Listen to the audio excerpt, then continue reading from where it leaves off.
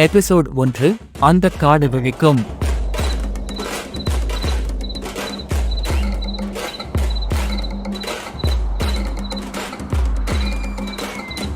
இது ஆதூர் காடு.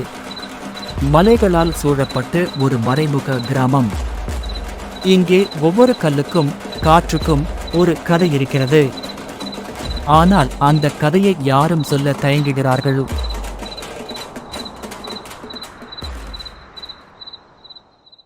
பகலாகிறது. ஆதூர் கிராமம் விழிக்கிறது.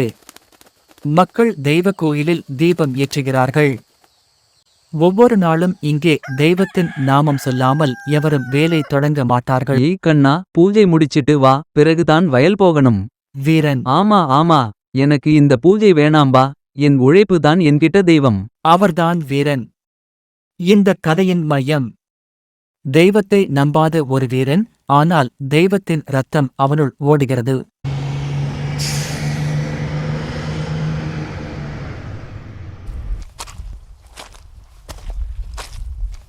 மன்னிக்கவும், இது ஆதூர் தானே? நான் புலவர் காவேரி. பழைய ஆலயங்களின் வரலாறு படிக்க வந்திருக்கேன். ஆம்மா, ஆனா இங்க நெடுநாள் யாரும் வரமாட்டாங்க. இது தெய்வ நிலம். இரவு வந்தா பேய் சுற்றும். காவேரி பேய் அல்லது நம்பிக்கை? அந்த வினாவே ஒரு மின்னல் போல விழுந்தது. அந்த நாளிலிருந்து ஆதூர் மாறப்போகிறதென்று யாருக்கும் தெரியவில்லை. Kaveri Adur temple closed for 25 years. Locals say it guards a forest deity called Adi Taiva. வீரன் நீங்க யாரு? இந்த காட்டுல ஏன் படம் எடுக்கிறீங்க? காவேரி ஆராய்ச்சி தான். தெய்வ வழிபாடு, கதைகள். வீரன் இங்க தெய்வம் கிடையாது, காடு தான் எல்லாம். அவன் சொல்லி முடிக்கும் முன் ஒரு பச்சை வெளிச்சம் மரத்தடியில் மினுங்கியது. காவேரி அது என்ன ஒளி? இது ஏதோ பழைய மாயம் போல இருக்கு.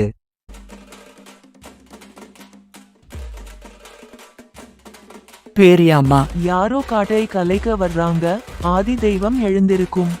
அம்மா பேசிட்டாங்க. தெய்வம் கோபம் அடிச்சிருக்குது. காவேரி இது ஒரு சடங்கா அல்லது தீர்க்க தரிசனமா? வீரன் அவங்க வெறும் பயம் காட்டுறாங்க.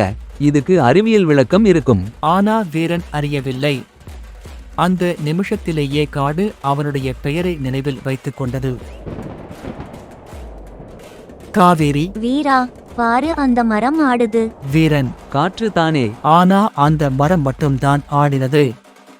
அதன் கீழ் புதைந்திருந்த கல் தெய்வம் சிறிது நடுங்கியது.